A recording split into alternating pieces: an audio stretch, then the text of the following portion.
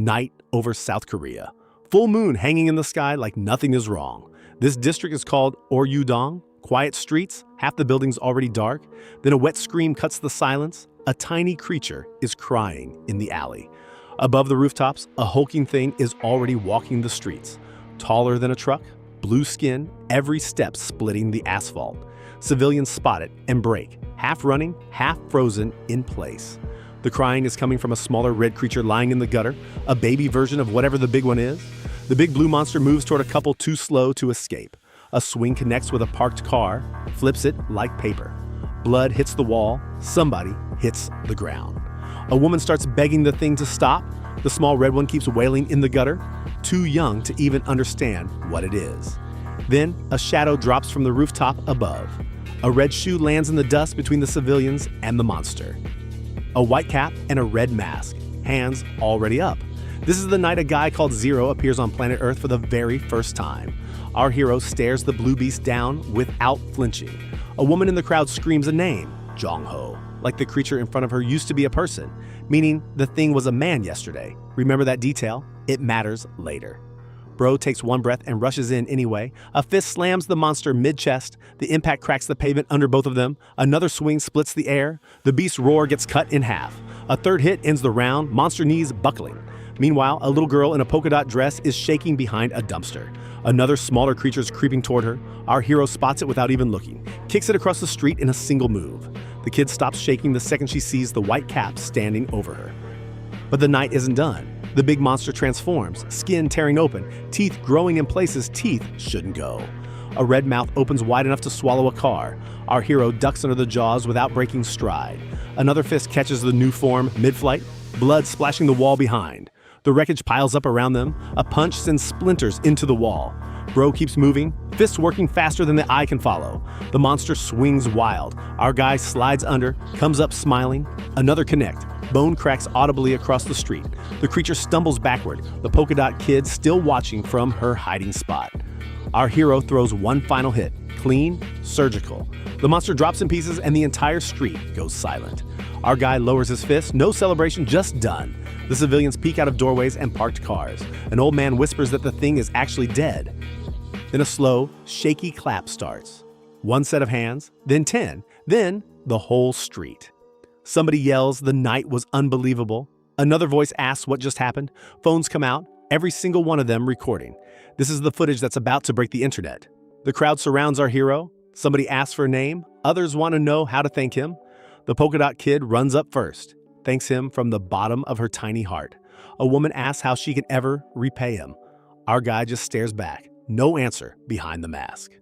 The moment goes quiet. Nobody knows what to do with this stranger. Then Bro leaps clean off the ground, gone in a single bound. The civilians watch the cape disappear behind a building. One of them whispers what everyone in the country is about to be whispering tomorrow, that superhumans are actually real. Another voice repeats it louder. Superhumans really exist. The white cap pauses one beat at the rooftop edge, facing the sleeping city below. The whole face above that jawline, every phone and soul is about to memorize this one, and the kid behind that mask is currently sleeping through homeroom 3 districts over. A high school in South Korea. Looks ordinary. Up front, a teacher breaks down 4 Chinese symbols for what this world calls natural disasters. The old man writes each brushstroke like it's sacred. More strokes pile up. Calamity after calamity. The teacher rants that every misfortune traces back to human hands. Across the room, nobody is actually listening. The kid's hand is cramped, head splitting from the Chinese. The friend whispers about a new video on a vigilante called Zero. 2 students lean over a phone, eyes on the new footage. Zero is whatever masked vigilante is going viral. The headache kid mutters, nothing else matters right now. The friend whisper yells at the screen like the clip can hear back. The teacher's head swivels and locks on. The warning rattles the windows. But right then, a new sound cuts the air. A siren tone nobody wants to hear, and the teacher freezes. A student smirks, jokes about comets killing the lesson. The friend smirks back, half laughing through panic. The teacher tries one more time, quiet down. But the noise outside is louder than any lecture in this room. Weef woo! A siren tears across the campus. Kazut! Speakers crackle. Alarm strobes red over the door. Everyone in the room is panicking except one kid still out cold at his desk, sleeping through the apocalypse alarm. Blonde mop, headphones in, not a single brain cell registering anything. The teacher's eyes blow wide. Disaster is coming. Two students near our MC snap upright. Alarm reads 17. Another kid locks eyes with the teacher, panicked. Meanwhile, our hero is face down on the desk while evacuation orders blare. Another kid cracks a smile. Finally, classes are dismissed, but the announcement keeps rolling. The alarm is from the Xenoterran Control Center. A xenoterran appeared at Incheon Port. Chairs scrape, students pile up at the door, half already shoving through the hall. The broadcast orders government evacuation. Every kid and teacher needs home now. Somebody slams a desk hard enough to silence the back. The teacher gathers herself, tells every kid to leave calm. The teacher's voice cracks, hoping every kid makes it back. The teacher tells the closest girl to hurry. Kid behind mutters another attack already. Third attack this year. On the streets, nobody is taking it lightly. A few years back, Gangneung got leveled, 12 million dead in days. Every mother prays out loud for a superhuman to show up. The classroom empties. One kid still drooling on his desk. Bro slept through history while history happened outside. The phone buzzes inches from his face. Caller ID flashes one word, the handler. Bro picks up half-conscious, mumbles a hello. Then the eyes pop open. Bro asks where, gets told Incheon Port. That's when the plot lands. The handler tells him to move. Our MC grumbles. He's on it. Our guy stretches, eyes gummy. A girl from class walks over confused, asks what he's still doing. The classmate thought he was sleeping. Alarm went off. Time to go. The classmate watches the dead wake yawn and calls him strange. Our guy just nods, brain 1,000 miles away. The classmate gives up, figures it's not her problem. Our MC stares ahead, blank. Our guy grabs his bag and digs out an earpiece. Our hero says everything's packed, heading to change. Yeah, the suit rides to school in his bag.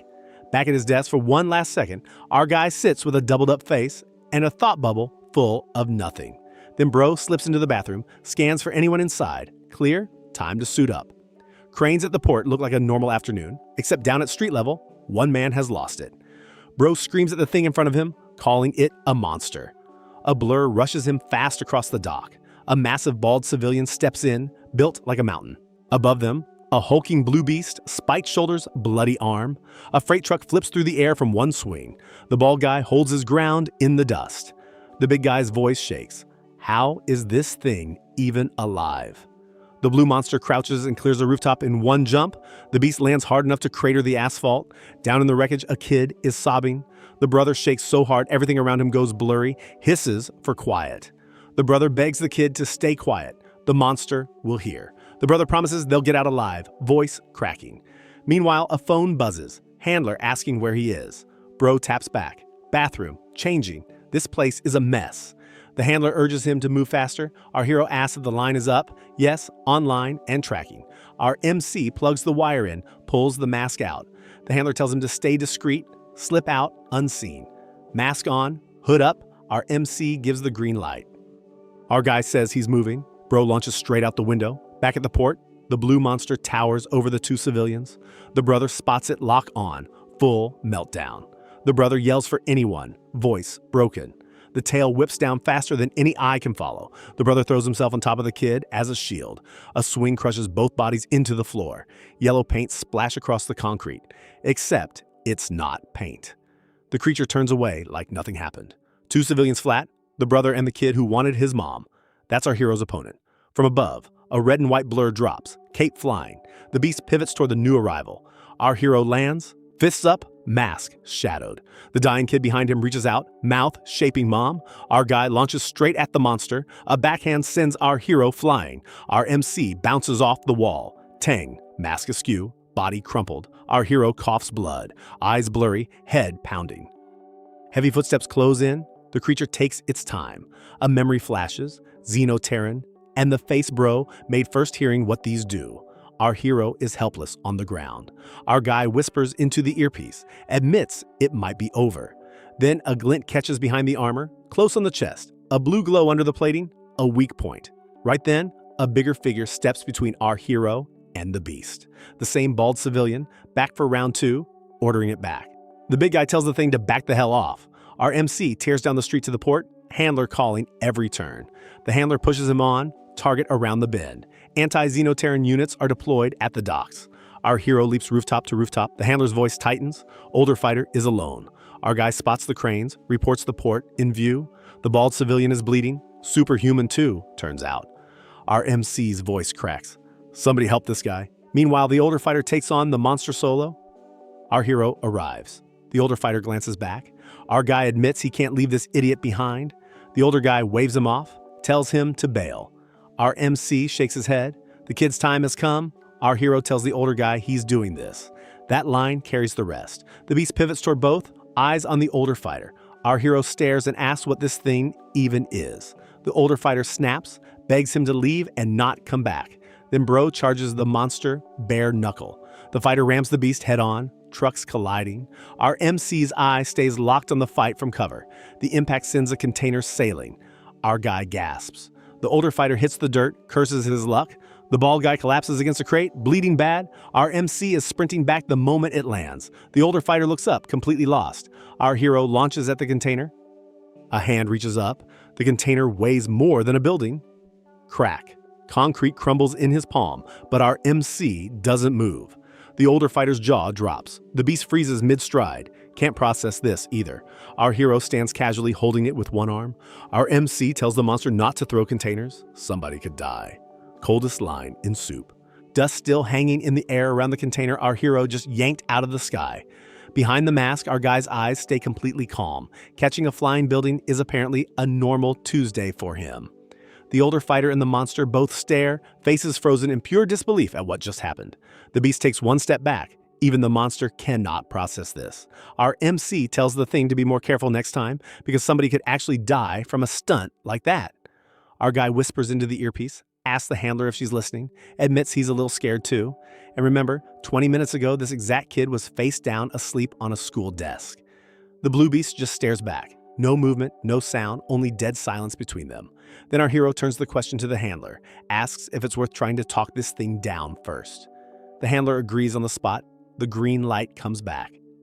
Our MC steps out alone, between the wounded fighter and the beast. A flashback hits. Bro thinks back to the mentor figure from years ago. The lesson was always to try talking first, because even the worst people in the world were once worth saving. Our hero tells the creature he's already met a few of its kind before. Our guy asks softly if the thing understands a single word being spoken. The answer is just guttural noise, nothing intelligible at all from the beast. Then the air goes red. The monster's skin tears open and a deeper form bleeds through. A red foot slams the concrete and our hero feels the shockwave from a block away. The new form looms behind him, fangs out, ready to swing. The claw sweeps in fast. Our MC ducks the entire arm by inches, slides along the dirt. The older fighter watches from his knees, mouth wide open. Our guy plants his feet and squares off with the new form of the beast. Our hero launches clean off the ground straight at the head. The fist catches the creature mid-jaw, a hit that should have ended a tank. Blood sprays sideways from the impact. The beast's eye waters from the pain alone. Up above, a news chopper has already circled in for the angle. The handler panics in our hero's ear. Bro is moving faster than she can even track. Our guy mutters back that he didn't think he was that fast either. The chopper cameras zoom in, every move now broadcasting live across the country. Inside the news truck, a reporter yells, "The feed is on air." Our hero realizes the whole country is watching every single move. Meanwhile, the news anchor in the studio is narrating the chaos as it unfolds. Downtown, anti-xenoterran special forces have already deployed at the port. Soldiers form tight lines, weapons hot. The commander steps out and orders the unit to hold position. A young soldier asks why they aren't moving in already. The commander shuts him down. Nobody in this unit knows what this beast is even capable of. Standard rounds will do nothing. Intel has been studying both fighters, red cap and white cap. This kid's punching force already outclasses every tank the army owns. And remember, the kid the commander is talking about was drooling on a desk this morning. Survival odds for any normal unit hitting that arena are roughly 0. The young soldier asks again, so why are they here at all? Deep in a dark holding cell, a hulking shaved head prisoner sits chained at the wall. The commander mutters Plan B is already moving. Back at street level, a helicopter cruises over downtown. The broadcast keeps blasting. The fight at Incheon Port is ongoing, every channel running it live. Civilians stop dead under every public screen. A schoolgirl whispers that the white cap fighter has to be a real human under that mask. In a quiet wine bar across town, a bartender pours a glass while the screen plays overhead. The bottle tilts smooth and steady. Back at the dock, the red monster lunges. Our hero blocks with both arms, blood already on his face. The anchor announces the xenoterran is starting to win this thing. The next swing slams our MC straight through a pipe wall. Our hero crumples behind the steel. The monster turns away like the job is done, the eyes still open behind the cracked mask, refusing to quit. The red beast looms back over the wreckage. A claw whips out. Our hero rolls under it on instinct. Our guy slides clear by inches, dust everywhere. The monster lands and roars, already turning for the next swing. A giant red leg cocks back. The kick connects on solid ground. The entire dock cracks open under it. The impact shatters our hero's mask along one side. Debris fountains around the crater. Our MC has barely a second to react. From way up above, the port is a smoking wreck, our hero buried under it. The handler in the earpiece screams his real name, raw panic carrying through. The older fighter limps over and finds the mask first, kneels by the body. The big guy lifts the helmet, jaw clenched, decides this kid is not dying here today. Up on the ridge above the port, heavy boots come crunching through the gravel. The older fighter crouches lower, sheltering our MC behind a crate. Then a massive rifle locks onto a target, barrel longer than a man's arm. The shooter steps into view, bald and scarred, armored up. Plan B has arrived. The shot fires. One yellow streak rips through the air. The round explodes against the blue body, smoke everywhere. Plan B lines up the next shot. The rifle stays steady on the target. Voice flat, confirms the kill. The blue monster is down. The blue monster collapses in pieces under the cargo crane. But right then, one red eye snaps open inside the rubble. Our hero's eye flickers behind the cracked mask. The red form reforms on top of the blue body, every fang dripping, looming right over the older fighter. The blue monster's body still lies broken under the cargo crane. Plan B's first shot did the job. But then one red eye snaps open inside the rubble. Our MC sees it through the cracked mask. The red form starts pulling itself back together right on top of the dead blue body, headless and twitching. Then the head regrows from nothing, silent and dripping, worse than the first form. Over in the Special Forces Command Center, the commander breaks mid-sentence. The thing is alive again. Back at the dock, Plan B cycles the rifle bolt, already loading the next round. Another yellow streak rips through the air. The round explodes against the regenerating chest. Does absolutely nothing this time. The red form keeps reforming faster than Plan B can shoot. The head finishes growing back, eyes locking on Plan B in the rubble. Plan B cycles another round into the chamber. The next streak hits dead center. And remember, that same shot took down the blue body last chapter. This version doesn't even flinch. The Regan pulls the body together again, ignoring the impact. Plan B stays kneeling, fingers steady on the trigger. Another shot, same result. The rifle is officially not the answer here. The regenerating beast holds Plan B in its glare. Plan B lowers the barrel and just watches. Inside the smoke, the head finishes growing, eyes opening last. A quiet second. The dock holds its breath. Then the beast takes off, running across the port, heading for the wreckage where our hero went down. Over by the cargo bay, wind tears across the dock. There, hanging from a container suspended on the crane, is the older fighter from last chapter, still gripping with one arm. Survival by container is officially a thing now. The older guy hauls himself back over the rim, breathing hard. The older fighter yells the kid's real name through the comms, needs to know if bro is even alive. Over the earpiece, our MC finally responds, dazed but alive. The older fighter mutters that another shot just bounced off the beast, same as every other one. The older guy admits maybe the thing either cannot understand a word or just plain refuses to. Our hero figures the only language left is fists. Then our MC is on his feet, full motion across the docks at top speed. A leap takes our hero clean over a stack of containers. The chase tightens fast. Our guy locks on the Regan beast running ahead. A burst of speed closes the distance in seconds. The monster turns mid-stride, way too late. Our hero's foot catches the beast square in the side, sends it sailing off the dock. The impact buys our MC 1 second. Bro lands clean and squares up. The Regan beast is already swinging back. A swing catches our hero across the chest. Our MC twists into the hit, absorbs it, swings back harder. Every strike sends shockwaves rolling across the docks. Then the monster opens those blue jaws again, fangs out, ready to chomp. Our hero plants both feet and goes straight in. The impact swallows both bodies in a wall of dust. Inside the smoke, our MC raises one fist. The final hit hammers the Regan form into the ground. The entire dock cracks open from the shockwave. Across the city, news cameras are eating every second of this. Anchors stop mid-sentence at the studio desk. The screen in the wine bar holds steady on the white cap. Every face in the country is watching the same frame. Reporters scrambling for any new angle they can grab. A woman on a phone tries to describe what she just saw. Another civilian admits she has no idea what just happened. A school kid stares at the screen mid-game. Controller forgotten. Streets 2 miles out still feel the aftershock. Back at the crater, our hero watches the beast wheeze its last breaths. A smaller body lies half buried under the bigger one, a baby version of the same species. The small one whimpers weakly through the blood. Our MC admits out loud, "It's actually done this time." Then the big beast twitches one more time. Our hero raises his fist again, no hesitation in him. Our guy mutters that even if the thing stands back up, he'll just smash it again on the spot. The beast's eyes close for real. Across the rooftops above the port, 2 figures have been watching the whole fight. One in a dark hood, one with bright pink hair, neither of them civilians, neither of them screaming.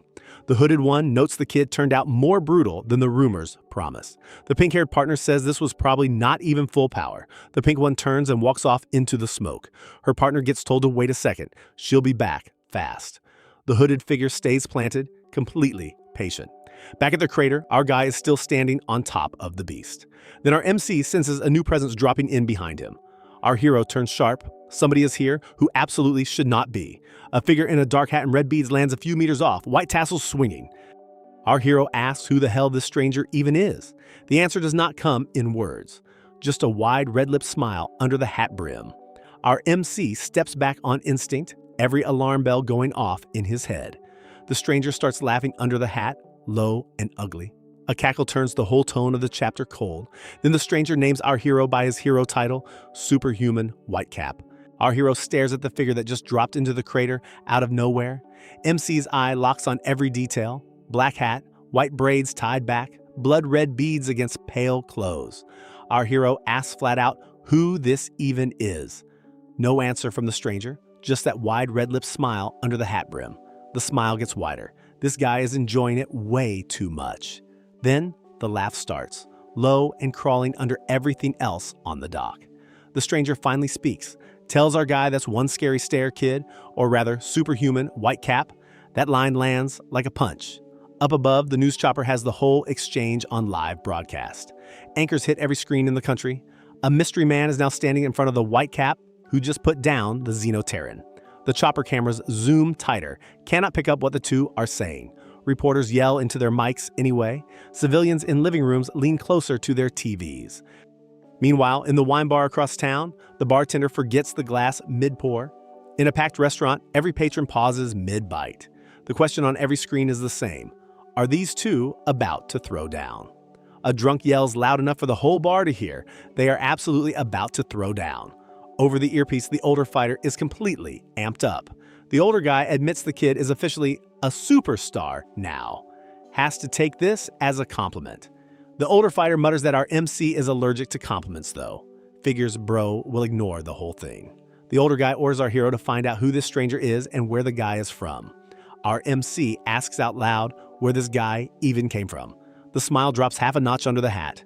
Our hero waits, no patience left, no answer, just one slow headshake, like the question itself is boring. The older fighter is still talking in the earpiece, admits the kid is rough at small talk but cannot be fooled. Bro keeps the stare locked on the stranger anyway. The comms chatter fades into background as our MC focuses. Another pause. Both fighters just measure each other. The dust around them is still settling from the last fight. Then the stranger sighs, admits this is getting boring. The finger goes up. The next line lands quiet and weird. The stranger asks what the material world even means to our hero. Our MC has no idea how to answer. The stranger leans forward, watching the silence. The older fighter in the earpiece goes completely quiet for the first time. Then the stranger drops the bigger one, superhuman. Our hero stops cold. The next words, this stranger is also a superhuman. Our MC's eye goes wide behind the mask. The older fighter explodes through the earpiece in pure disbelief. Bro just stands there processing. The older guy admits Whitecap is famous, but nobody knows this other guy. The older fighter starts hammering keyboards on his end, pulling up every database he has. Our MC keeps staring at the stranger. The older guy in the comms admits they can hear everything, but cannot see a thing from where they are. Another voice on the line. Sorry, just static. The older fighter curses under his breath. Useless intel. Meanwhile, across the world, on a quiet street in Scotland, a fast food joint sits on the corner. Burger Kim, of all places. The sign hangs there, completely unremarkable. Remember the name? It matters later. Back at the dock, the stranger's already turning away. Our hero calls out, asks where the guy even thinks he is going. The answer comes without a turn. Then bro freezes. The words our MC dreaded hearing just landed. The stranger says they'll finish the conversation later, specifically at school. Our hero's blood turns to ice in real time. This guy knows where our MC goes to homeroom. Our hero takes one step forward, fist already half raised. The stranger turns back, smile back at full volume. Another line gets dropped for fun, plans to play with our hero's friend a little. Our MC connects the dots instantly. The older fighter in the comms is the friend the stranger means. Bro's whole game just changed in one line. Our hero asks how this guy has so much information. The stranger shrugs, refuses to answer. Our MC growls a low sound through the mask. The stranger tries one more soft approach, claims they aren't enemies, asks why our hero is so hostile. Our MC tells the stranger straight up he does not care. The older fighter in the earpiece tries to talk him down, calls the kid's real name. Our hero ignores the comms entirely. The stranger sighs again, completely calm. Another sigh under the hat. Then the choice goes to our hero. The next shrug. Looks like this comes down to a fight after all. Our MC rushes in fast. A punch swings at the stranger's face. The punch should connect, but the target does not even move. The air around the strike feels strange and heavy. Then the strike lands on nothing. The stranger is just gone. Our hero spins, looking for the target. Another swing into open air. Our MC keeps moving, fists working. The stranger reappears behind, casually. Our hero pivots on the spot, already throwing again. An easy duck. The swing passes harmlessly. Our MC presses harder, faster. Every strike misses by inches. No rush from the target, backing up calmly. Bro pushes the attack across the dock, a casual step over the wreckage, like it isn't there. Our MC adjusts, goes for a body shot. The target sways back without flinching. Our hero throws a kick. The kick passes over the hat without touching anything. Then a final all-or-nothing combo. Our MC closes the gap with everything left. The stranger smiles, ducks the last hit. In one blink, gone again. Our hero stops cold in the middle of the dock. Our MC whispers the obvious. The guy just vanished. Then the laugh comes from nowhere. Wow, the kid is tsundere. Came in like he wanted to kill, but still held back at the very end. Our hero's eye locks behind the mask, and out of the smoke, the stranger's red eye watches back. Our MC is midair, fist swinging at a target that no longer exists. Every alarm bell still ringing. Bro spins, scanning the dock for any sign of the stranger. Then the mask close up, our hero finally admits the guy just vanished. The laugh comes from nowhere. Wow, the kid is tsundere, but the kid charged in like he wanted to kill, then pulled the last punch on purpose. Then the figure reappears on a far ledge, black hat and red beads, all calm as ever. The stranger calls back across the gap. Holding back makes no sense at all. Only a fool shows mercy in a real fight. Our MC's eye narrows behind the mask. The stranger reminds him one more time. Same species, same level, both superhuman. The stranger tells our hero to give everything this time or end up dead. Then bro just stares. The stranger and our MC both freeze in place. The dust settles between them. The realization hits. There's no winning this fight today. The stranger reads it on our hero's face instantly. Another wide grin under the hat. Yeah, the kid finally gets it. Our MC says nothing. A tilted head from across the dock. A last line drifts back across the gap. They'll meet again later. When they do, the conversation gets longer. Then the hat turns to leave. Our hero snaps forward, calls for the stranger to stop. Our MC closes the distance fast, grabs the sleeve. The question comes out raw. Bro needs to hear the name. Bro tells the stranger no name means no release. The stranger looks down at the grip with mild amusement. Then pink hair drops in from the side. The partner from earlier. The partner cuts the moment short, signals they are leaving. The name slips out by accident. Our MC catches it cold. Our hero files the name away for later. Both figures step back together, casual. The stranger waves, easy. A second later, both are gone. Empty rooftop, dust still drifting. Our MC stays planted, fist still half raised. From the cracked mask, our MC says it out loud. The stranger has left. The older fighter in the earpiece exhales for the first time in 5 minutes. Across the dock, the wind picks up where the fight just was. Then voices behind our hero, civilians stepping out of cover. A man in a work uniform calls out, voice shaking. The worker admits they were all waiting just to thank him. Another civilian rushes up, survived only because of him. A third one chimes in. They were one heartbeat from dying out there. Our MC says nothing, eyes locked behind the mask. The workers ask the same question every grateful civilian asks. How do they repay him? One of them offers vodka at a place down the block. And remember, our hero is a high school kid. Bro literally cannot legally drink yet. Our MC backs away politely from the offer. Our hero turns the cape and leaps clean off the dock. The workers watch the red blur disappear into the sky. Meanwhile, up on the ridgeline, Plan B is studying the spent rifle round. Plan B mutters that the engineers built the best armor-piercing shell on the planet. But apparently, nothing on the planet matters to one of these things. Then Plan B speaks into a comm of his own, calls back to the lab. The report goes out straight. Current weapons are officially useless. Without a real upgrade, the next fight ends in a body bag. Meanwhile, inside command, a colonel in uniform is briefing his unit. The orders go out clear and slow. The dead xenoterran body has to be moved without a single mistake. The route is already cleared with multiple agencies, no room for screw-ups. The body goes into the marked transporter and not 1 inch elsewhere. The squad answers in unison, all confirmed. No panic in the briefing. Orders are crystal clear.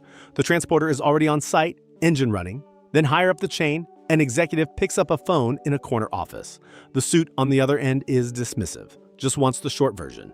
The executive snaps that overthinking a leaked report is for fools. The call gets to the point.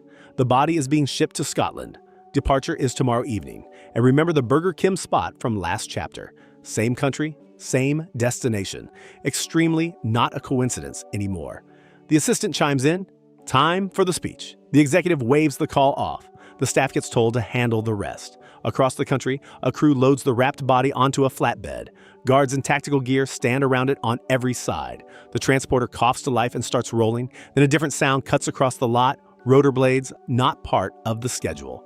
The squad captain looks up, hand already on the radio. The soldier next to him squints into the sun. The rotor noise gets closer. Another guard yells the question that matters most. Does this chopper belong to anyone they know? Dispatch gets called for confirmation. The response comes back flat. No, that bird is not theirs. Then a black helicopter looms over the loading bay. Cables drop fast. The captain exhales, admits he already suspected this would happen. The chopper hoists the wrapped body clean off the flatbed. Guards raise rifles, hesitate. There are clear orders not to fire near the cargo, and the chopper knows it. Up along the cable, there hanging from the helicopter is the stranger himself, hat brim low, the wrapped body slung beside him. One casual line drifts through the wind, heading for a falcon up in Scotland. Back at the loading bay, the captain watches the chopper banking off into the distance, calm and amazed. A shrug. The bird flew off the second the cargo was locked in. The squad behind him stands frozen. Another guard radios in. The marked transporter just pulled into the lot. The captain glances back over the chaos. The response is dead simple. That chopper does not belong to anyone they know, and the body is officially gone. 3,000 miles west, Scotland. Sunny streets, a different rampage in progress. Another masked hero is wrapping up a fight of his own. The final fist comes down on a smaller xenoterran in the street. The local cape lands the kill, dust settling around the crater. The man under the cape steps to a wall of mics with full swagger. The local hero is bald and bearded, completely unbothered. The bald hero tells the crowd the same line as every week. As long as he is breathing, no threat reaches the planet. The crowd erupts on cue. Across every Scottish screen, the anchors blast the same hero name. A title plastered everywhere, Ketchup Man, the only hope of Earth. Grocery store crowds cheering at the broadcast. And remember, this is the same country the stolen body just got shipped to. Same country, same week the body got hijacked. Meanwhile, back in Seoul, a teenage bedroom is still completely dark. Our MC is buried under a blanket, snoring loud enough to wake the dead. The older fighter who saved him last night is asleep on the floor next to the bed, also snoring. The door opens, light floods in. A sister's voice cuts through the dark, tells him to wake up. The older guy rolls over, says he has already heard that line 1,000 times. The big guy tells our MC to keep sleeping. Then the sister adds the worst part, reminds him about school today. Our hero's eyes snap open instantly. The older guy mutters that he forgot the date completely. Our MC lifts his head from the pillow with full panic. Then comes the line that breaks every teenager. Bro is now officially late. Flash forward, our hero in school uniform walking past the front gates.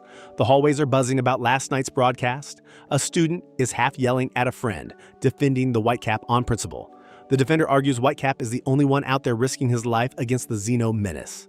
The friend pushes back hard, calls Whitecap a walking demolition crew on legs, argues the city took more damage from one fight than from 100 Xenos. Another kid joins in, brands our hero a destruction machine with no off switch. Our MC walks past the whole argument completely unbothered. Our hero's face stays flat. Another step forward. Every word about Whitecap is being said straight to Whitecap's face, and the kid says nothing. Then bro bumps shoulders with another teen in the hall. The bully spins on the spot. Glare locks on our MC like the bump was a personal attack. A threat lands fast. Stare at me like that again. The eyes come out. Our MC keeps walking like nothing happened. Low cursing under the breath behind him. The friends ask what just happened. Another threat gets thrown at our MC's back. The bully will remember that face. Our MC never even looks back. The bully crew melts back into the crowd. Our hero finally exhales. Maybe today survives after all. Meanwhile, elsewhere in the school, the classmate from before is staring out a window. And remember, this is the same girl who tried to wake our hero up that morning in class. Another voice yells from across the room, snaps the daydreamer back to the desk. The classmate jumps in her seat. The friend has been calling her name 10 times already. The classmate apologizes through a yawn, blames the distraction. The friend rolls her eyes at the typical excuse. The conversation drops to a whisper. The classmate leans in close. Friend smells like cigarettes again. No defense from the friend, just a shrug. Back to the same lecture. Stop hanging with that rough crowd.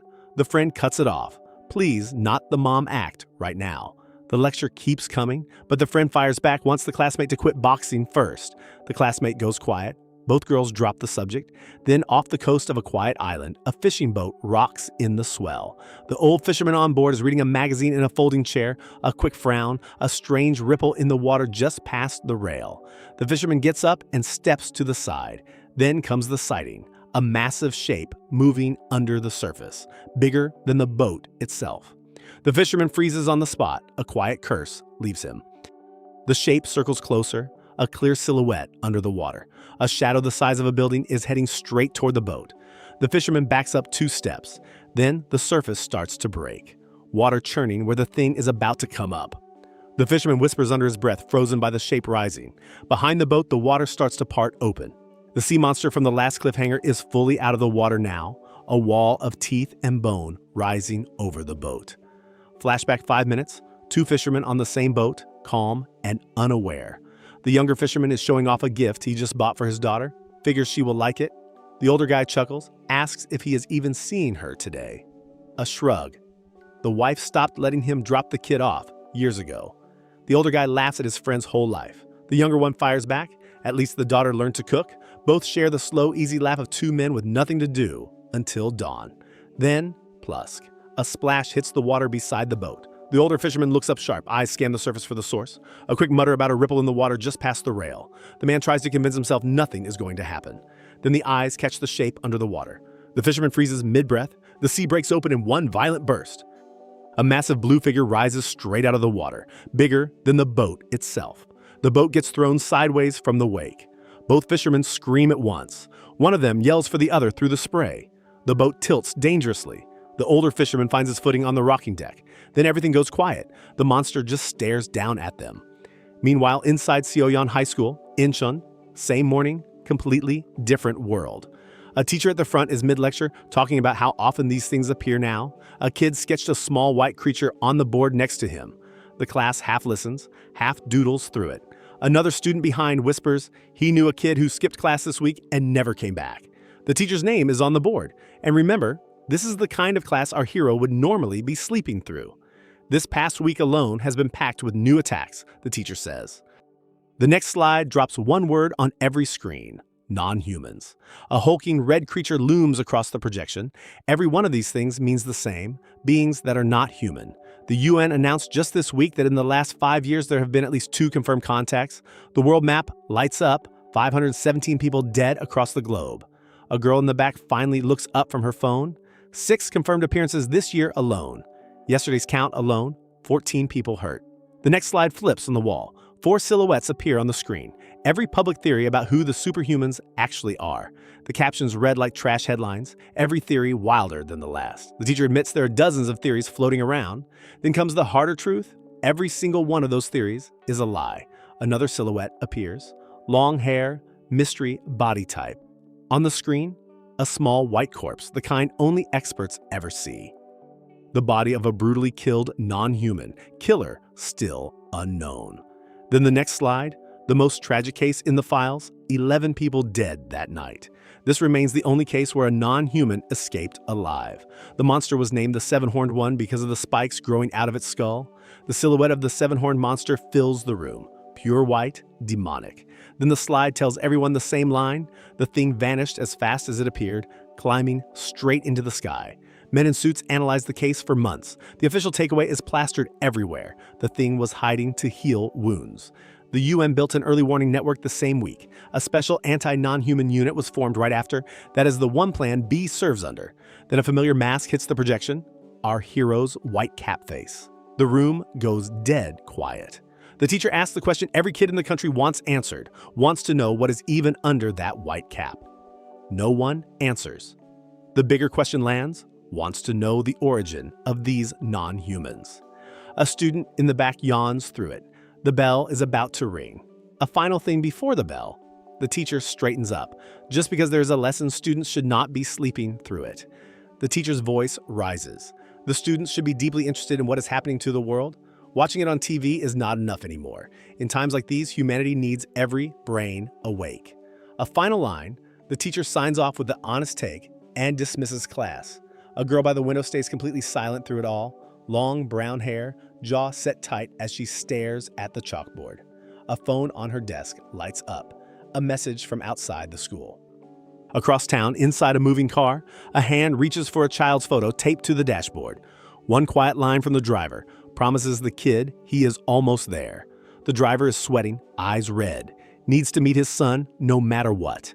The last memory plays, the father hugging the kid years back, the whisper from that day about no monster ever hurting the boy again. The ocean is dead quiet now, the small fishing boat just drifting where the monster left it. And remember, this is the Atlantic. Same water the stolen body got shipped through towards Scotland. The creature has crawled right up onto the deck. Wet, hulking, breathing slow. A tentacle whips out, slams the bow rail. The older fisherman screams once and the sound cuts short. The beast keeps coming, slow as a clock. More debris flies across the deck. The younger fisherman is still standing, mouth wide open. Then the kid gets caught, body lifted off the planks like nothing. The monster looms full body over the wreck. Miles east, the SS Opera, a cruise liner the size of a city block. Inside the bridge, a captain is asking his officer for the latest. The officer reports a small fishing boat just went dark on the radar an hour ago. Another officer chimes in with the boat's name. Intel says that boat was the closest vessel to the contact zone. The captain's face hardens on the spot. Orders go out to keep watching that radar grid. The radar tech pulls up the position. The dead boat is only 10 nautical miles out. The captain admits he had a bad feeling about that distance. Meanwhile, back at Seoyeon High School, lunch is in full swing. Two students are at the head of a long table, one chunky blonde and one tall, thin kid. The chunky one whines about gaining weight again. The tall friend fires back, calls him fat without breaking a smile. Back to the real question on the chunky one's mind. The kid wants to know why some upperclassman is sitting in on their class today. The tall friend wonders if the girls will fall for the visitor. The chunky kid warns him to keep talking if he wants to find out. Both share a stupid grin. The chunky one then orders soup from the lunch lady. The lunch lady asks which soup he wants. The kid spirals into a list of soups he likes and hates. The lunch lady tells him not to be shy and just call her mom this one time. The tall friend bursts laughing across the table. Our MC happens to be sitting 2 tables over, watching the whole thing. Our hero's classmates are louder than the universe today. Another student leans over and asks if MC trains. Body looks like a fighter. Our MC says he taught himself Taekwondo. The new kid is impressed, asks if they should grab lunch together. Our hero agrees. No hesitation. Then a curse cuts across the cafeteria. One of the bullies from yesterday just spotted our MC again. A chair scrapes loud. Our hero glances up, completely calm about it. Meanwhile, across the world, USA, the same hour, a man in a suit is on the phone in a dark high-rise office. The Secretary of Defense himself just received the briefing. A massive event is developing out in the Atlantic. Every second counts now. The Secretary lays out what he just heard. The worst-case scenario is already in motion. Every backup plan collapsed in real time. Then the door opens. Two figures walk into the office. The first is a blonde woman in white. Call sign, Holy Pearl. The second is a green-armored man with sharp eyes. Call sign, Green Mithro. The secretary greets them by call sign only. Holy Pearl admits they still know absolutely nothing about the attacker. The room goes tense. Then the worst line of the year drops. The SS Opera, with 3,000 passengers on board, just got hit. The liner cuts through open ocean, completely unaware of what is coming for it. 3,000 civilians, no superhuman within 100 miles. In the middle of the Atlantic, a non-human attack has just begun, and not a single soul on that ship knows it yet. Picking up exactly where the last one ended, every second still counts, and the briefing is still rolling. The secretary repeats the worst. The SS Opera, 3,000 on board, hit in the middle of the Atlantic. Holy Pearl exhales, calls it the nightmare scenario. Green Mithro agrees on the spot. Both superhumans know there is one ship and 3,000 civilians on it. The secretary asks the next question every leader asks too late, what the response actually looks like. The woman in white shakes her head. The planet is short on superhumans tonight. A beat of silence drops over the room. Holy Pearl pulls up the next slide on the wall screen. The SS Opera satellite track flashes across the briefing. The captain on board was the one who sent the SOS at 10 o'clock this morning. The call confirmed one thing only. There is a non-human on board. Every Coast Guard satellite picked the signal up at once. The SS Opera is a transatlantic liner, currently between Virginia and Great Britain. Passenger count, 3,000. Crew, 50. Zero updates since the SOS Green Mithro stares at the screen. The room knows nobody on that ship is going to last unless the timing changes fast. The secretary asks for any team that can be there in time. Every plane in the region is being scrambled. None of them will arrive in time. Holy Pearl finally lays out the truth. The world is about to fall into pure chaos. Every leader in the room knows it already. The secretary asks the obvious, wants to know where any superhero even is right now.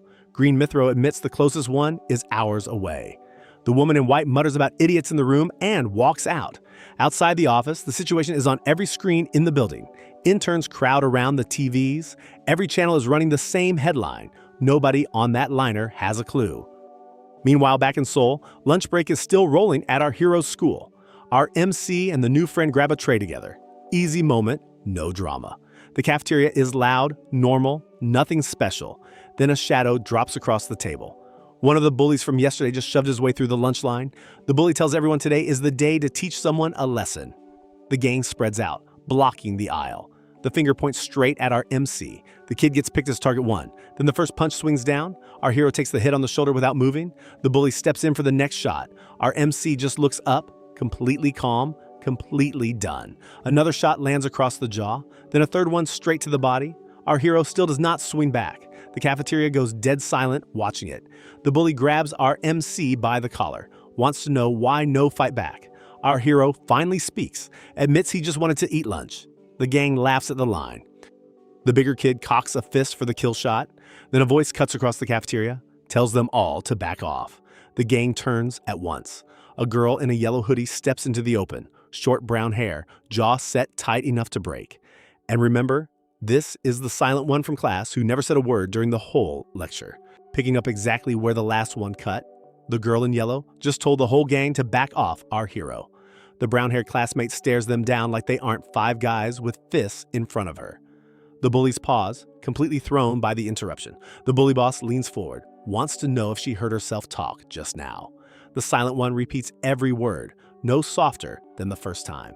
The gang ring breaks open around her. A younger goon snickers behind the boss, half nervous. The bully boss turns back to our MC, figures the lecture is not over yet, then steps in close to the girl instead. A hard shove just for fun.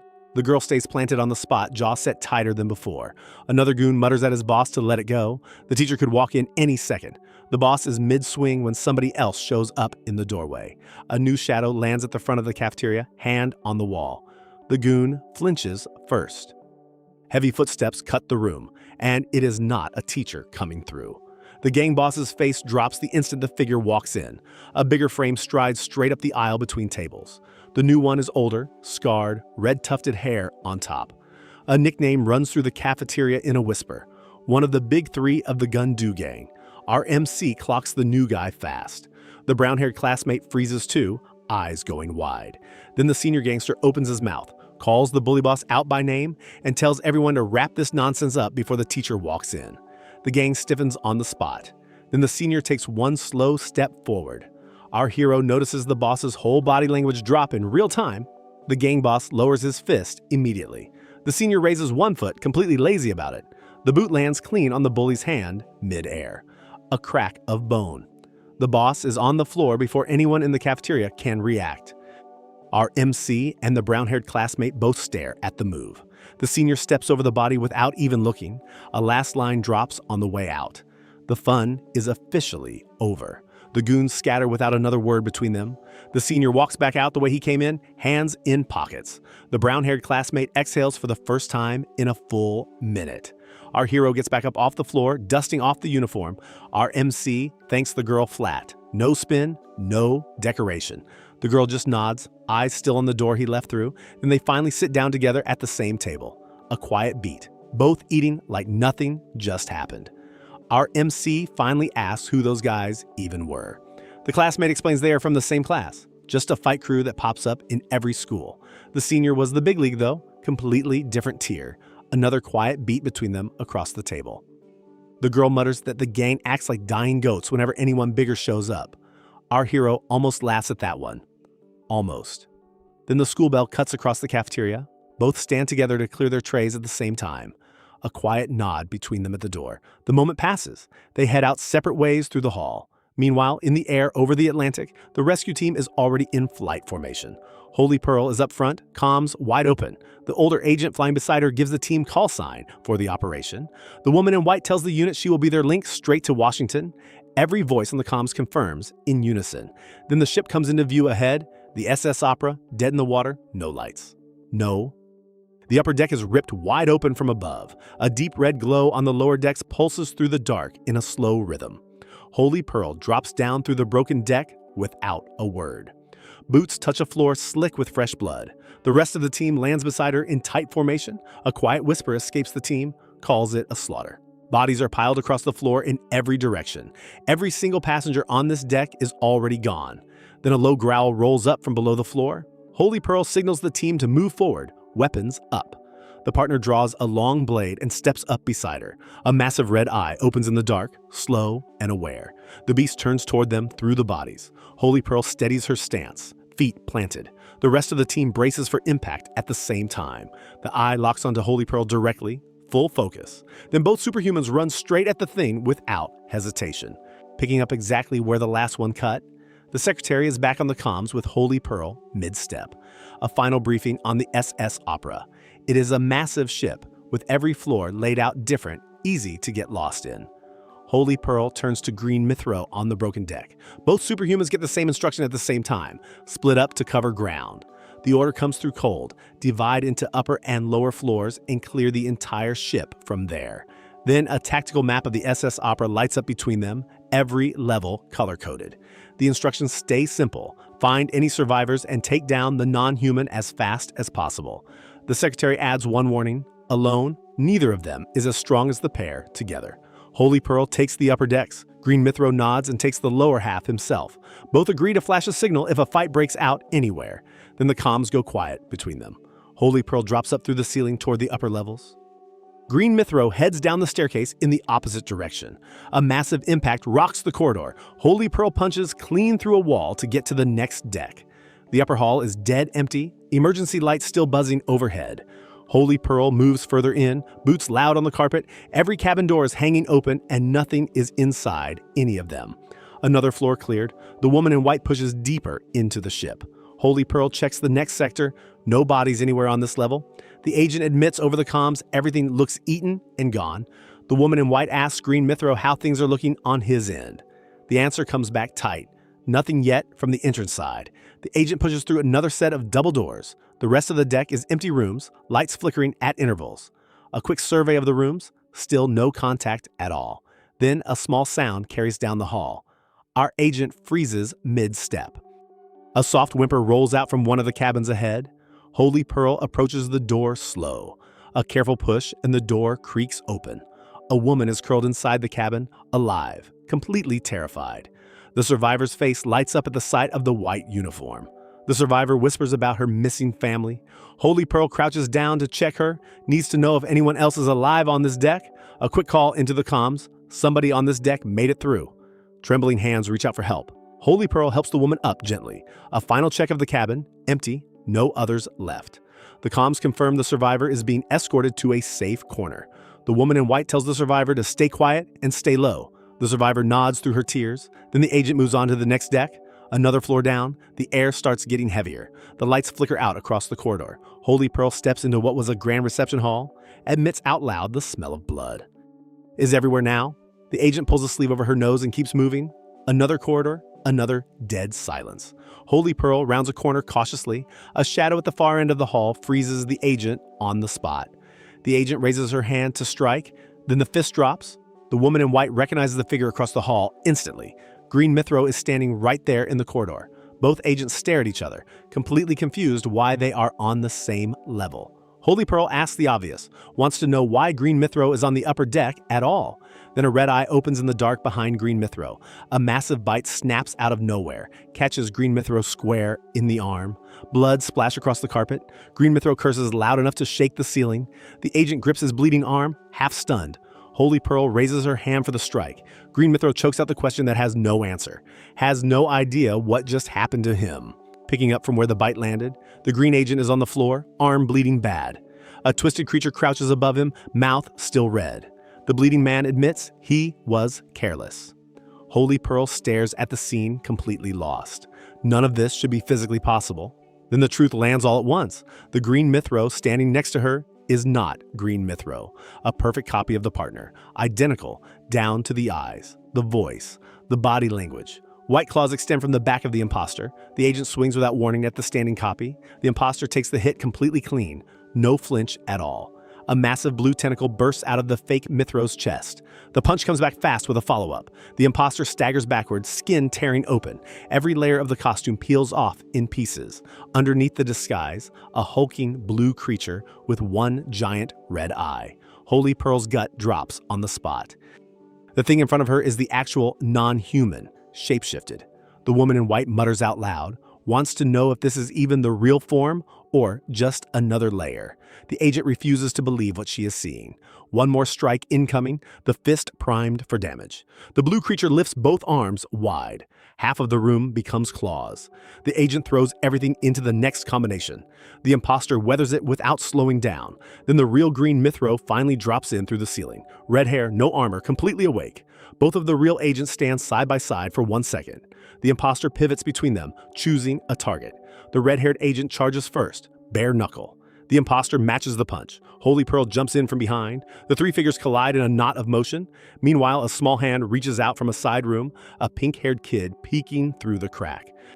The survivor from earlier whispers to a friend that Holy Pearl came back to help them. Another kid behind her stays silent, eyes wide. The door closes again. They stay hidden. Back in the main hall, the fight breaks into pieces. A wine rack collapses behind Green Mithro. A bottle catches midair. Holy Pearl pulls it down from a shelf without looking. A bottle smashes for distraction. Glass everywhere across the floor, the air full of dust. The blue creature roars through the spray. Another exchange, too fast to follow. Green Mithro takes a slash across the chest. The agent grunts but stays standing. Holy Pearl swings for the eye. The creature ducks at the last second. A tentacle wraps the red-haired agent's leg. Green Mithro gets thrown into the far wall. A cabinet shatters under him. The wall cracks all the way through. A curse word fills the entire deck loud enough to be heard upstairs. The imposter turns toward Holy Pearl now. The agent stands her ground, and the last exchange, every strike with full intent. Green Mithro pulls himself off the floor, dripping blood. A quiet line runs through his head, has to end this fight fast or lose it for good. The agent's eye locks on the closest heavy object in the room. A trash bin drops straight into his grip. The metal rim catches the light. Another scream rips from the creature in the middle of the hall. Green Mithro charges past Holy Pearl with the bin raised high. The agent swings at full body weight. The bin connects to the back of the creature's head, full crack. Red mist explodes across the corridor. The imposter staggers hard. Holy Pearl strikes from the other side at the same time. The combo puts the thing on its knees. Green Mithro takes a breath and brings the bin down one more time. The agent stands in the wreckage, blood across his shirt. The dust starts settling around him. A smaller blue creature still twitches at his feet. Holy Pearl picks up the dropped wine bottle from the floor. A smash leaves the glass shards glowing yellow with power. A beam of pure energy fires straight from her palm. Green Mithro mutters that he had a really tough day today. The red-haired agent finishes the thought, calls the fun officially over. A tablet flickers to life on a dark desk. One face on the screen, completely ordinary. The file pulls up a kid from East Harlem. No record, no warning signs. The kid looks exactly like the neighbor next door, but the eyes in the photo are wrong, completely empty. The lead agent explains every victim was killed without a single trace left behind. Another suit at the table reads off the report, every single one murdered. The same face on the tablet stares back at the room. The meeting tightens up fast. Another voice asks why the body is now in liquid form. No answer comes back from anyone, just nervous looks shared across the table. The file flips to another image on the screen. Every classified note in the briefing is suddenly relevant.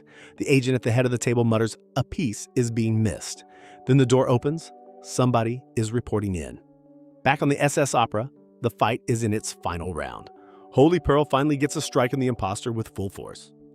The punch lands square. The creature crumples backward. The imposter shrinks down before everyone's eyes. The body keeps morphing, losing mass with every breath. The agent steadies herself for one more hit. Another strike from Green Mithro connects clean. The creature stops moving for good. Holy Pearl drops to her knees, finally exhaling. A red eye is still rolling around the floor. Last sign of the thing. Green Mithro staggers over to her side. The agent's face is more blood than skin at this point. The imposter's body twitches once more. A final scream rolls up from the deeper decks of the ship. The dust finishes settling around both of them. Holy Pearl scans the quarter. Every other floor is untouched, which means most of the survivors are still alive. A bloody hand reaches out toward Green Mithro. The agent yells the partner's call sign through the hall. Green Mithro tries to answer, but the voice cracks halfway out. The partner is bleeding from a dozen different cuts. A quick grip wraps around his arm to keep him upright. The woman in white tells him through clenched teeth they are walking out of this ship together. The rest of the quarter is empty otherwise. Both agents force themselves to stand. Another body of the smaller creature lies on the floor. Green Mithro leans heavy on Holy Pearl, a slow walk back toward the entrance. Survivors peek out of the side cabins. Kids and parents crawl out from under tables. Later, in a clean office, the same agents in fresh clothes. Green Mithro has a bandage across his shoulder and forearm. A doctor in green scrubs is across the table. A single question opens the meeting. How long does the green agent's ability actually last? The doctor pushes for the limits. Every superhuman has a cap, and the white coat wants to know this one. Then the secretary in the suit shakes Mithro's hand for the win. The man in green scrubs asks the same question again, pushes for the time frame on the power. The agent admits there's no clean answer to give. More pressure comes, wants to know if the limit is forever or finite. Mithro finally answers, admits the power, obviously, does not last forever.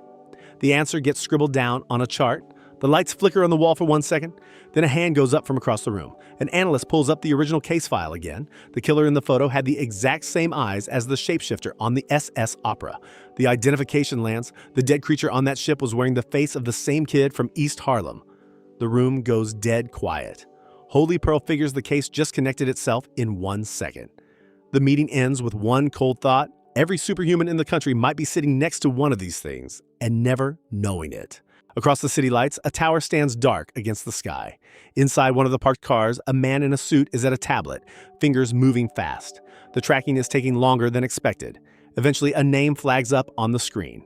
The line says everyone in the building will be meeting again soon enough, just a question of who blinks first. Another agent on the comms says it is time to split up. The next order comes through and they need to find the target first. The agent in blue glasses pulls up the next coordinates. The tracking is officially locked on, every breath of the target now mapped. A bright laser dot lights up on a wall down the block. A sharp arrow of light cuts across the night. Red boots hit the pavement running. A blonde figure sprints down a side street fast. The chase is already on across the whole block. Above the street, a masked figure walks the rooftops. Then a blue creature crouches in an alley behind a dumpster. A row of tentacles drips from the back of its head. The creature waits in the dark. The runner cuts the corner without looking. The alley fills with motion at once. A shadow drops down on her from above. Meanwhile, in a hospital room across the city, a small boy sits on a bed in pajamas. The kid is surrounded by tiny blue spirits. Only the boy can see them. The youngest patient on the floor admits the odds of survival are basically 0. 1 in a million chance. the way the doctors keep saying it. The patient hopes whoever goes first stays calm about it. The blue spirits sit with him, patient as ever. Another spirit murmurs through the dim room. The boy keeps the small group company while the nurses are not looking. One of the spirits floats up to his face. The patient admits there's no good answer to any of this. The spirits stay anyway, every one of them silent. Then across town, again, a yellow shirt cuts through a parking lot. A blonde girl with hair like ropes steps into the light.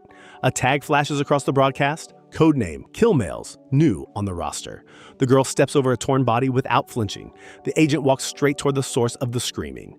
The entire street is wrecked end to end. Cars on fire, smoke choking the air around them. The new agent moves through the wreckage completely cool, like a fight scene in slow motion. Then a red shape rises out of the rubble in front of her. A face emerges from the rubble, a hulking red monster with white teeth out. The agent stops dead in the open. The red beast roars across the entire block. The new agent steadies her stance. The impact lands like a freight train. The monster lunges forward. Kill Males meets the lunge head on. The fist catches the beast clean across the jaw. The monster crumples backward into a wall. The agent presses the attack hard. Yellow boots stomp on a smaller creature on the floor. A full swing puts the red monster on its back. Kill Males locks in for the next combination. The monster recovers fast. Another exchange. Too quick for anything but a blur of motion. The new agent takes a slash across the arm.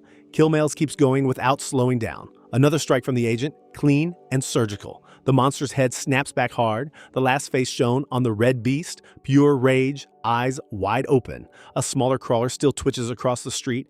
Yellow gloves catch the red figure midair. A quick toss, the monster slams into a wall. The dust starts settling around both of them on the broken street. Yellow gloves clench tight for the next move. Another red wave begins on the horizon. And remember, this city is now a long way from home for everyone here. A deep breath in, ribs holding steady. Yellow eyes lock on the chaos coming. The agent admits this is the worst day she has had in years. Kill Males spreads both arms. They're doing this the hard way then. The monster's voice rolls across the field, claims the agent cannot even imagine how she dies tonight. The stare back from Kill Males stays, calm, dead set, locked on what is coming for her. Picking up where the last cliffhanger cut, Kill Males is mid-swing, the red monster taking the hit full force. The beast crashes to the asphalt, half broken, still snarling up at her. Dust hangs in the air around the impact zone. The new agent steps over the body without breaking stride. The red form scrambles back upright through the smoke. Kill Males swings again, bare fist, full power. The next hit catches the monster mid-recovery. Yellow gloves clamp around the beast's throat. Both fighters lock together in the middle of the wrecked street. Another exchange in close range. The monster claws at her side. Yellow boots slide back 2 feet from the force alone. Kill Males answers with a knee straight to the chest. Motion blur fills the whole scene. Too fast for any eye to read. A smash impact lights up the entire corner. The red form goes face down across the asphalt. Kill Males drops the cold line. The creature is officially screwed and does not even deserve hell at this point. The monster spits blood through its teeth in answer. Meanwhile, across town, the situation is hitting the top of government. Inside a packed cabinet room, suits are yelling over each other. The news of the SS Opera is on every monitor. Every advisor in the room has a different opinion. The table is a single breath away from chaos. Another voice fires up, wants to know why they should send the kid at all when this could be a teenage stunt. A black man in a sharp suit slams the table, calls for silence across the room. The secretary admits they have to make the call right now. Another aide jumps in to confirm the latest report is sitting on the president's desk. Every advisor asks the same question. Can the team even handle this? The screen at the front of the room shows the SS Opera live.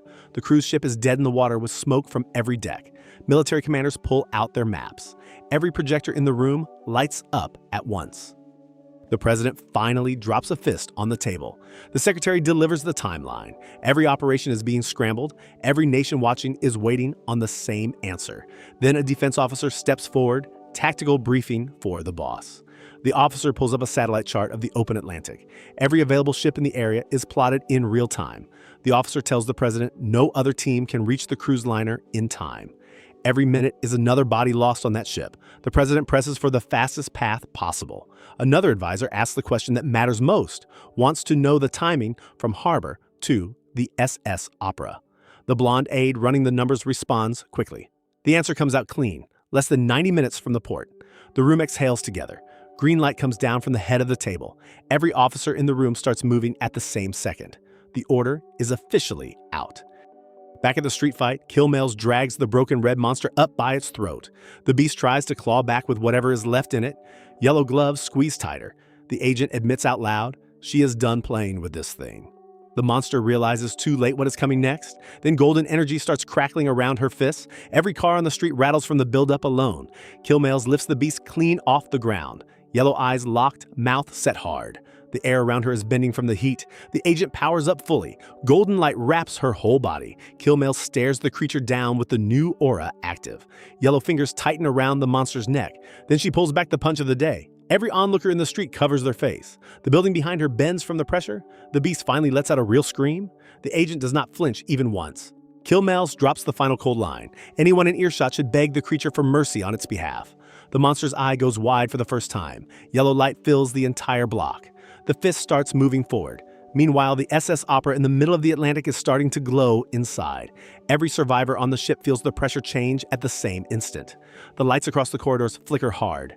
The new agent's golden silhouette stands tall, calls out a final warning into the dark. Every photon in the room ignites at once. Yellow energy floods the air. The SS Opera in the distance pulses from the inside out. Then a massive blast of pure white light erupts across the ocean. The entire ship vanishes inside the dome of energy. The explosion swallows the horizon in a single sheet of white. Picking up exactly where the dome of light just hit, every screen in the cabinet room shows it live. The kid in the suit at the console can barely process what just happened. Killmails just nuked an entire cruise ship's worth of monsters off the planet. The secretary stares at the broadcast in silence. Every advisor in the room exhales together. The boss of the meeting finally speaks, confirms the operation worked. The room releases the breath it has been holding for hours. Killmail stands inside the wreckage, golden aura still around her. Every car on the street is officially totaled. The blonde agent turns slowly, surveying the cost. The broken red monster is now 0 on the floor. The new agent finally drops the glow. The street settles around her, dust catching the light. Killmails takes a breath that the entire neighborhood can hear. A smaller blue creature still twitches across the road. The agent walks over and ends it without comment. Meanwhile, up at the command level, the operation feed cuts to the rescue boats. Underground bunkers across the country update in real time. Every government screen is tuned to the same source. The satellite track shows the SS Opera moving on its own again. The secretary admits the worst case officially did not happen. Every leader in the room agrees. The team gets credit for the save. Meanwhile, back at the cabinet room itself, the politicians are still arguing what to do next. Another aide claims the public will lose trust if the truth comes out. The secretary tells the room nothing leaves these walls without approval. Every advisor nods on cue. The president gives the final sign-off. The staff gets back to work. The press release goes out across every channel within minutes. News anchors take it from there. Then the cover story hits the air. The cruise liner called the SS Opera has just docked safely at Port Lauderdale, Florida. Every viewer leans closer. Reporters on the dock catch the survivors stepping off the gangway. Cameras flash like fireworks. Every passenger gets the same line. They're safe now. The threat is over. The same footage runs across every channel. The country exhales together. Meanwhile in Seoul, back at our hero's school, the bell just rang for the next class. A tall blonde kid grabs his bag and bolts out the door. Another voice yells after him to wait, told him to stay put. The kid stops mid-sprint, asks what the deal is. The friend tells him to relax. The next bus is in 10 minutes anyway. The tall kid sighs hard at that.